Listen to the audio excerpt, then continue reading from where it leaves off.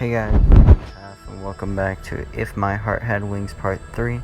Now, if you remember in the last episode, we got to see the wheelchair girl again, and that was pretty epic. And we also got introduced to a bunch of other people at the new place we're staying at. But the last video did really good, and if you're trying to make my day a little better, you might consider liking and subscribing. But I'm just gonna stop all that boring shit, and let's just get right into it. My first job as dorm mother. That is to make breakfast for the boarders.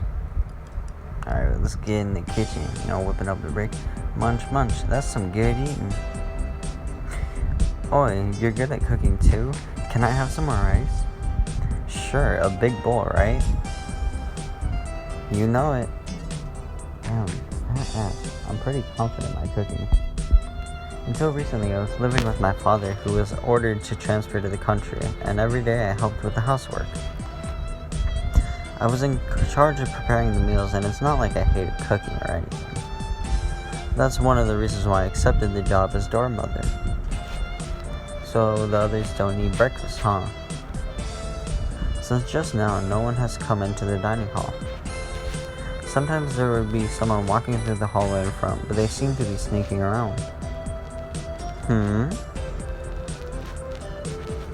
Oh, it's Tall Girl.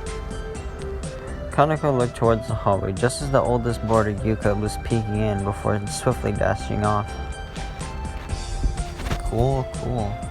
Geez, they're all so naive. They still haven't gotten used to boys? But Kifu is a co-ed school, right? Even if you go to the same school, you won't see them with their bed heads and faces without makeup. True. I see. It seems that a guy being the dorm mother of a girl's dormitory will have its problems after all. Yeah, it will. Them dreams, bro. There's a reason why I accepted the job as dorm mother at Flying Fish Manor. Not long ago, the owner, or janitor, collapsed. It sounds like she's pretty old, and as well as straining her back, she caught a summer cold, which became aggravated. Damn. The owner soon began looking for a replacement, but it was hard to find one. Then, she sought help from the real estate company where my mother works. This is one of the properties that my mom manages, and is an old acquaintance of the owner from decades ago. She nominated me for this job just as I was planning to come back here. On the documents, my mom is the one responsible for this place, but she got me to carry out the practical duties. In other words, the work of the dorm mother. Then, that became the condition for me coming back to this town. As always, she's very crafty, but I wasn't really against the idea, so I accepted. If I'd known it was a girls' dormitory, of course I would have refused. This place is old, a little far from the school, but the rent is cheap. Apart from the food and admin expenses, it costs next to nothing. That's why it would be a big problem for me if I couldn't stay here. And if, in the worst case scenario, the boarders won't be able to go to school. So for now, it seems that everyone has accepted a guy as the dorm mother. Yep, they better. Thanks for the meal. Whew, that was good. Kaneko stacked the dishes on the counter and licked her lips in satisfaction. Everyone will get used to you soon. Well then, I'm off now. She had eaten it all, not even a single grain of rice was left. To have people enjoy my cooking feels pretty good. Dude, she's a fat ass. I feel deeply relieved. I'm happy that things are good now. Oh geez, I better get ready for school. Not shaming fat people. In the entrance to the dormitory, there was Katori. She was dressed in her uniform and looked like she was about to go to school. Morning, Katori. Morning. Damn. Are you going to school? Shall we go together? Huh? Why do you want to do that? Why? Well, if you're worried about my legs, then there's no need. She put it as bluntly as she could, and she quickly went out the front door. I don't have any friends at school, so I was just asking. It looked like we had a strange misunderstanding. Yeah, Yep, there it is again. Classic old Oi. Bruh. Wearing my new uniform, I will make my way to school. I'm a dorm mother, but I'm also a student of Kifu Academy. I mean, this is my real occupation. Today's the first day at my new school. I'm not really the shy type, but I guess I am kind of nervous.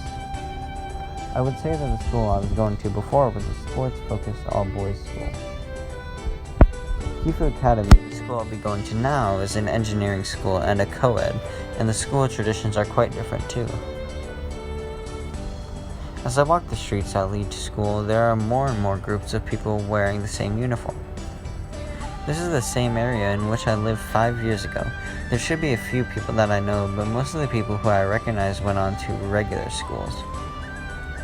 I wonder if the ones who chose to Kifu Academy remember me. Even if I only know one person, it would make a big difference. There would be more weird misunderstandings with Miss Olul too.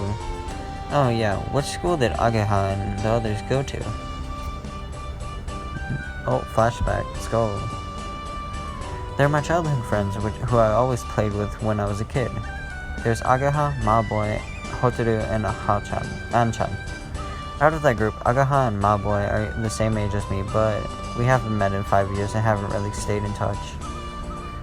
We just about managed to exchange New Year's cards, but that reminds me, in the corner of last year's New Year's card, I think there was a small message about which school they're planning to go to. What did it say? A lot of things happened, or maybe I'm just lazy, but I haven't told anyone apart from Anchan that I'm coming back. To be honest, I'm not even sure how I should be if I met them. Yeah, that's kind of awkward, like when you meet a friend in a long time. With the ones like Agaha, she probably smashed my face in. She'd say, "Why didn't you contact me?" or something. She looked and acted like a real tomboy. When I remember the past, it makes me smile, but hey, who are you?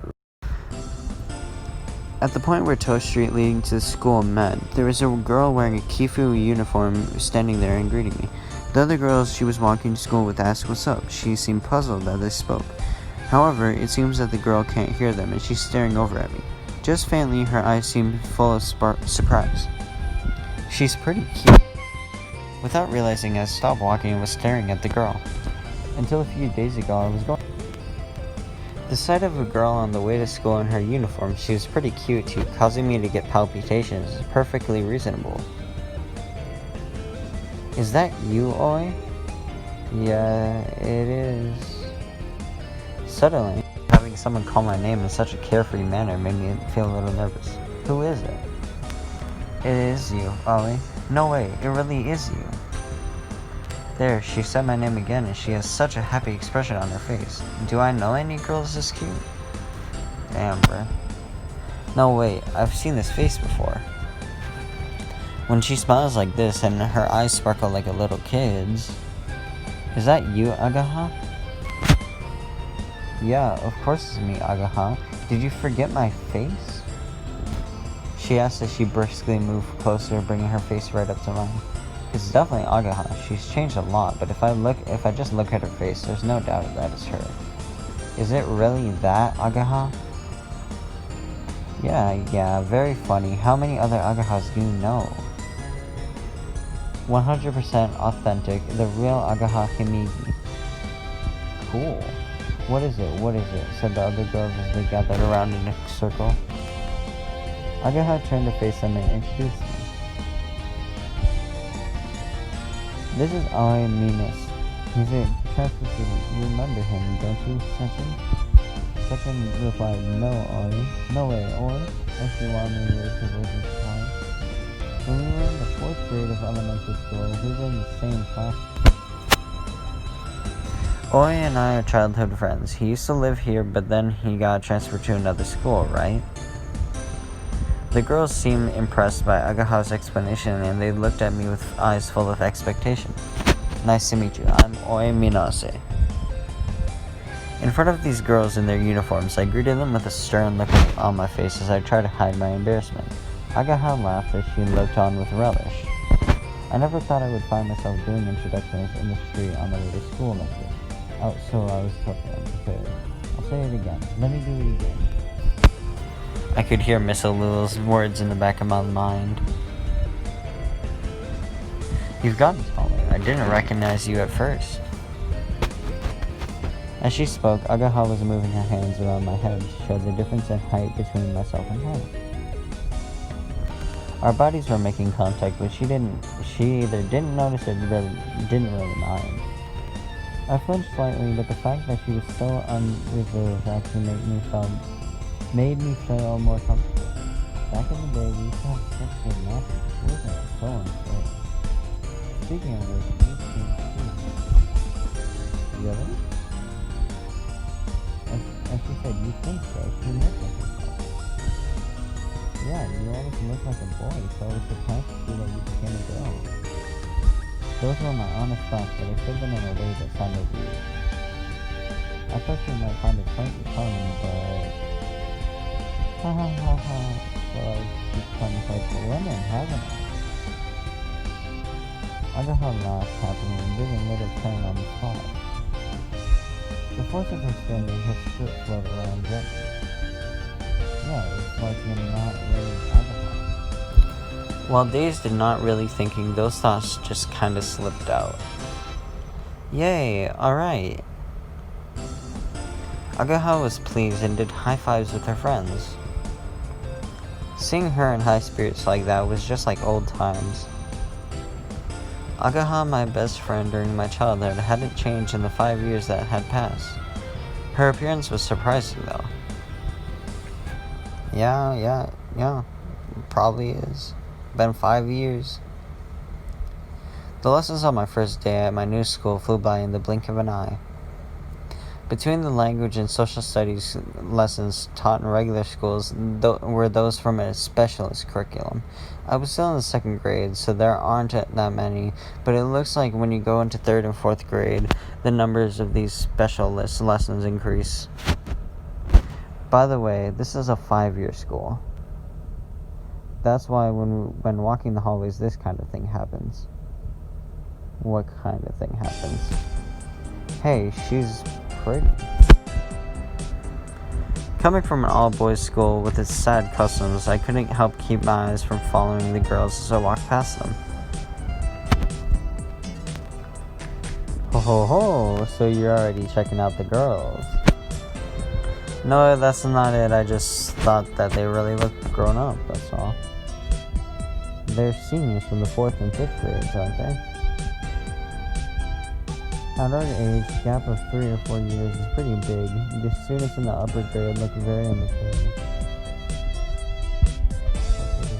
Also, although this is a specialist school, the percentage of girls is pretty high. Huh? Why is that? Without thinking, I really took an interest in that, and Agaha looked at me as if she wanted to call me a pervert. At the time that the school was rebuilt, they made an effort to accept more girls. I'd heard about that before I transferred. They increased the numbers of courses for girls and asked famous designers to make new designs for the new building. And instead, thanks to that, the ratio of boys and girls is about 50-50, which is one of the selling points of the school. Bearing this in mind, I felt uneasy about choosing this school as the one I would transfer to, but I'd like people to think that it's not help. Because I'm from an all-boys school. By the way, it's now lunchtime. Agaha is in the middle of giving me a guided tour of the school building. Yeah, but this really is an amazing school. Yeah, it looks dope. The school itself is pretty old. Due to it being a special kind of school, of course, it's famous in the local area. I've known about it too since I was a little kid. The school building has been rebuilt over the last few years with the renovations divided into several stages, the last of which was completed just 1 year ago. It's said that it's because of the famous designers. The design used many curved lines, so the appearance is far removed from what that generally associated with the word school. It felt like I had entered some kind of sci-fi setting. Yeah, it really does. The faculties are first class too. Air conditioning, full disabled access so anyone can feel peace of mind as they spend their school days. Disabled access? That's right, Miss Alul, Katori, should be somewhere in this school. But oi, you really have changed. Agaha, as she walked by my side, was happily murmuring as she looked in my face. In the past, your face was cuter, but now it seems more rugged somehow. Yeah, same to you. Hey, I don't look rugged. If she knew that when we met on the way to school earlier, I thought she's pretty cute. She'd never let it go, so it'd be better to keep quiet. If I hadn't heard it from Anchan, I would have never realized. You heard it from Anchan? Yes, and that you were coming back. By the way, I'm in the same class as Aga. She knew that I might be coming as a transfer student, which is why she wasn't that surprised by our chance meeting this morning. Hey you, if you were gonna come back, you should have contacted me. Sorry. The reason why we call him Anchan isn't because he's like an older brother type guy. Aniki equals An, older guy, like a big brother. He was our childhood friend, but he was much older than us, so we nicknamed him Anchan. He's not related by blood, but he's just like a real older brother. Agaha glared at me and she said, "Geez," as I tried to laugh it off. The old me would have made you taste the axe, bomber, lariat. She wouldn't really have hit me. As we talked, we went back to the classroom. New scenery. The classrooms weren't exactly normal either. I feel a little uneasy taking lessons here, but maybe I'll get used to it sometime soon. By the way, there's a girl in a wheelchair in this school, right?